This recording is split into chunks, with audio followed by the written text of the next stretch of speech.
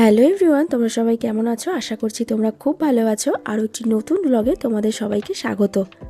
তোমাদের তো আমি আগের ব্লগে বলেই দিয়েছি যে আমি বেড়াতে যাব। তো এটা 9 মার্চের ভিডিও।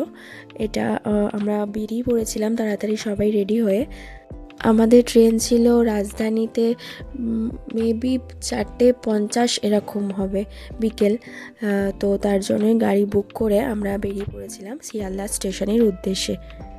আমার মেয়ে গাড়িতে উঠেই ঘুমিয়ে পড়েছে, কারণ ওর দুপুরে সেরকম ঘুম হয়নি, তাই গাড়ির মধ্যেই ও ঘুমিয়ে পড়েছিল।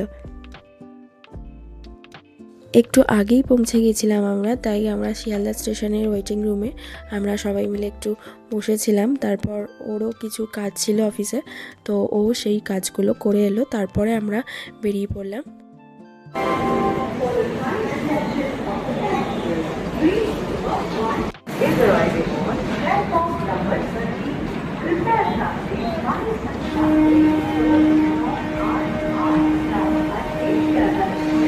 ট্রেনটা ছেড়ে দিতেই আমাদের ইভিনিং যে স্ন্যাক্স হয় তো সেগুলো দিয়ে গিয়েছিল, সেগুলো আমরা একটু গল্প করতে করতে খেয়ে নিলাম। ইভিনিং স্ন্যাক্সের মধ্যে ছিল একটা চিড়ে ভাজার প্যাকেট, একটা সোনপাপড়ি, আর একটা কচুরির মতো কিছু, একটা ব্রেড ছিল, আর চা বানানোর জন্য সমস্ত যেগুলো থাকে আর কি ওগুলো ছিল। এর মধ্যে থেকে আমার মেয়েকেও একটু খাইয়ে দিলাম। আর বাইরের দিকটা দেখতে দেখতে খাবারগুলো খেতে বেশ মজা লাগছিল। একটু পরেই যেহেতু অন্ধকার হয়ে যাবে আর কিছুই দেখা যাবে না। ট্রেনের মধ্যে একটা ভাইয়ের সাথে আলাপ হয়েছিল, তো ওর সাথে গল্প করতে করতে ট্রেন জার্নিটা বেশ ভালো কাটছিল। তার এত ভালো লাগে। আর মহারাজা কৃষ্ণচন্দ্র চেয়েছিলেন কি তার জগদ্ধাত্রী পুজোটা তিনি সারা বাংলায় প্রচলন করবেন। তো তখন তার অনুগত যে রাজা সামন্তদের অনুরোধ করলেন যে তোমরা এই পুজোটা না হচ্ছে তোমাদের নিজস্ব এলাকায় গিয়ে করলেন। তোমাদের নিজস্ব এলাকায়। এরপর গল্প তো চলছিলই, তার মধ্যেই আমি একটু চিড়ে ভাজা খেতে খেতে একটু ফোনের যেগুলো এডিট থাকে আমার কাজের, তো সেগুলো আমি করে নিচ্ছিলাম। আমার মেয়ে যেহেতু সেই সময় চিড়ে ভাজা খেতে ব্যস্ত ছিল, তাই ওই সময়টুকু সবাই যে যার মতো একটু ফোনটা দেখে নিচ্ছে, নাহলে এরপরেই শুরু হয়ে যাবে যুদ্ধ। অনেক সিনিয়র স্কলারের গাড়ি আছে, মানে আমি যে প্রফেসর আন্ডারে একটা প্রজেক্টে ঢুকেছি। তো উনি হঠাৎ করে আমার ছুটির আগে ডিসেম্বর মাসের লাস্টের দিকে বলছে যে প্রজেক্টের কাজ তো অনেকদিন হচ্ছে, তো চলো আমরা একদিন সিমলা যাই। স্যার নিজের গাড়িতে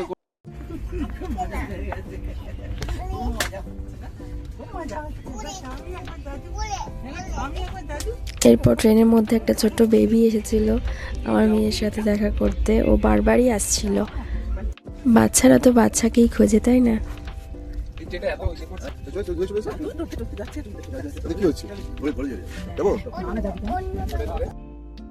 এরপর রাতে ডিনারটাও এসে গেছিলো, তাই আমি ওই সময় মেয়েকে আগে খাইয়ে দিলাম। সেই সময় সবাইকে বললাম তোমরা আগে খেয়ে নাও, তারপরে আমি খাবো। রাতের ডিনারের মধ্যে ছিল ভাত, ছিল ডাল, ছিল সবজি, ছিল চিকেন, ছিল দই, ছিল আবার আইসক্রিমও ছিল।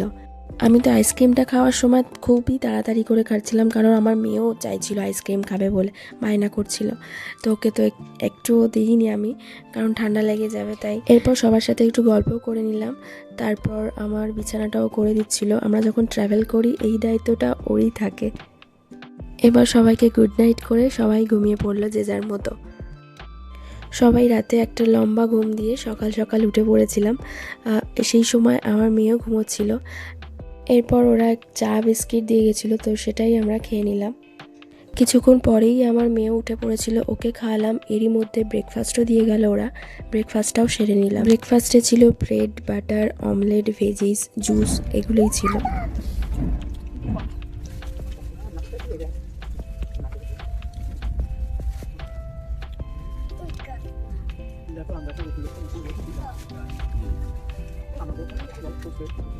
আলাদাটা কি হবে?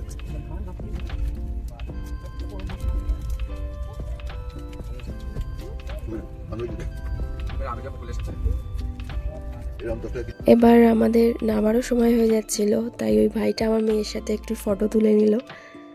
এই ট্রেন জার্নিটা কিন্তু ওর সাথে খুব ভালো কেটেছে।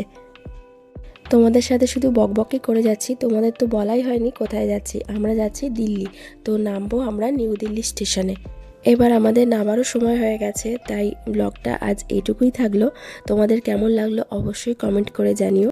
এরপর দিল্লিতে আমরা কোথায় কোথায় ঘুরতে গেলাম সবটাই তোমাদের কাছে আসবে।